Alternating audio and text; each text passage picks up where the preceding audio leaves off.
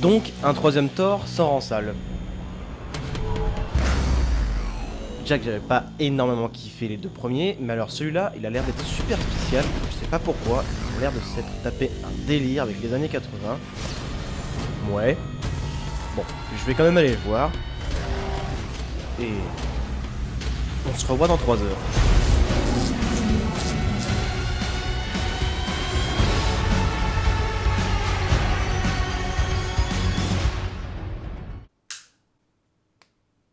Donc, Thor Ragnarok. Faut savoir que les films Thor, c'est ceux que j'aime presque le moins dans l'univers Marvel.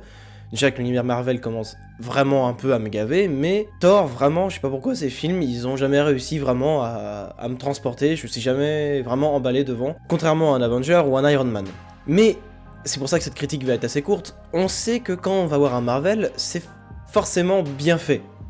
Je parle pas niveau forcément scénario, mais rien que les effets spéciaux, on sait que ce sera propre. Maintenant, on le sait. Je sais pas pourquoi, ils ont essayé de faire un délire autour des années 80, les néons et les musiques des années 80 dans le dernier Thor. Dans Les Gardiens de la Galaxie, ils l'ont fait aussi, oui, mais parce que le personnage principal, c'est un gosse qui est né dans les années 80, c'est un humain, déjà, c'est un humain, il a grandi dans les années 80, et il avait une cassette avec lui qu'il a écouté en boucle. Et même dans Les Gardiens de la Galaxie, il y avait quand même d'autres musiques que les chansons des années 80.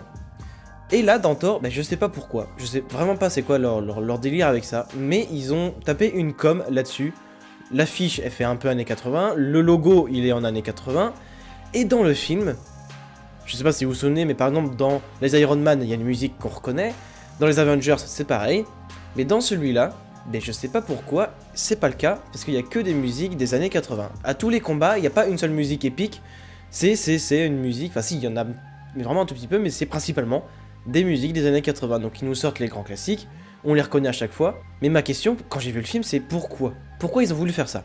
Et j'ai plusieurs hypothèses. La première, c'est parce qu'on sait que dans le prochain Avengers, il y aura un peu tous les univers, tous les films Marvel qui ont été créés jusque-là, ils vont se retrouver. Parce qu'il y aura une énorme baston, il y aura un énorme truc, donc on sait que ça va se retrouver. Donc peut-être que, vu que ça se passe dans l'espace et que les Gardiens de la Galaxie, ça se passe aussi dans l'espace, peut-être qu'ils ont voulu taper un peu dans le même délire, parce que ils vont avoir tous les deux un vaisseau, je sais pas, au vu du film, j'ai pensé à ça. Mais il y a une autre théorie plus plausible, pour moi, qui est plus plausible, et je pense que c'est celle-là qui a privilégié. On croule sous les films Marvel.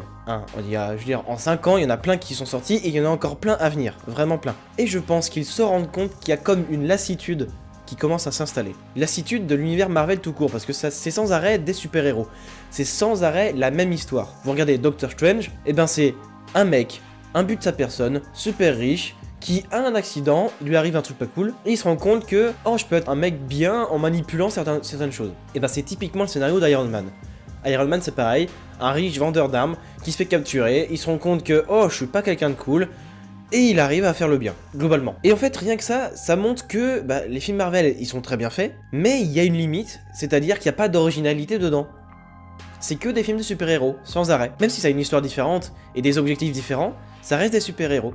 Et en ce moment, on en a plein des films de super-héros, mais genre vraiment, vraiment plein. Et donc, pour revenir à Thor, je pense, pour moi, ils ont essayé de donner ce style un peu années 80, un peu genre, venez, on fait les foufous, on met des musiques des années 80 dans un film Thor, pour un peu renouveler. Un troisième Thor, exactement dans le même style, je pense qu'il y aura eu une lassitude, en fait.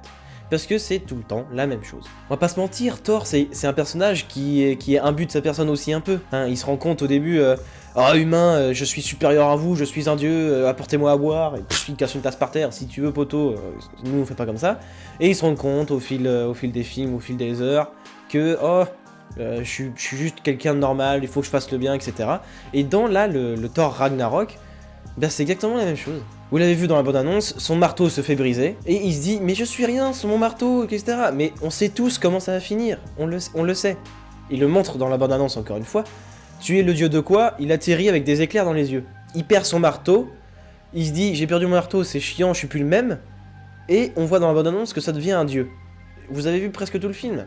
Ouais, il y a l'histoire d'Asgard, Ragnarok, si vous vous renseignez un peu sur la mythologie viking, je crois que c'est viking, si je dis pas de conneries, vous savez ce qui se passe. Et ce qui est chiant, c'est que la bande-annonce, on a beaucoup trop montré.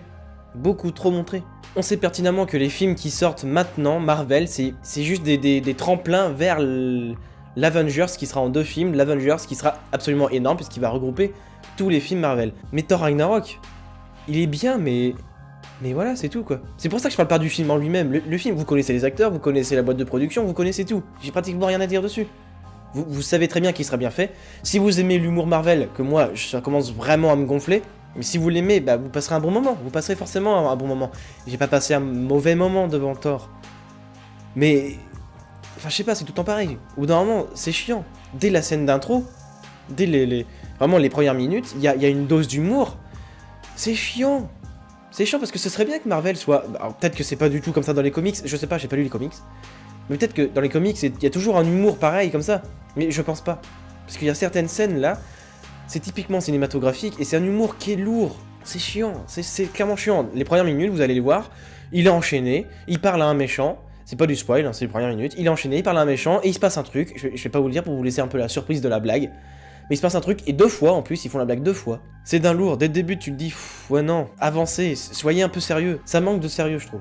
Et du coup avec cette construction là, on a l'impression qu'on est revenu à l'époque d'Iron Man 1, où c'est un humour, et on a l'impression qu'ils ont caché ça avec... Oh regardez, on met des musiques des années 80, on a donné un style rétro et tout ça. Parce qu'il n'y a pas que les musiques en années 80 dans le film. Que ce soit dans les bureaux des méchants, l'électronique et tout ça, il y a des néons un peu partout, un peu comme dans Tron. Si vous connaissez Tron, bah, vous allez forcément capter les références, ça se voit de toute façon. Et même d'autres, ils ont essayé de taper des clins d'œil, je crois que c'est... Moi ça m'a vraiment fait penser aux Chevaliers du Zodiac ou alors à Power Rangers.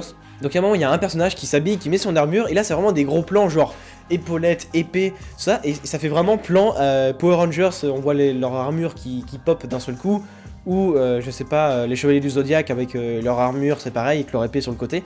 Ça m'a fait vraiment penser à ça, donc ça je pense que c'est un clin d'œil, mais qu'est-ce que ça fout là?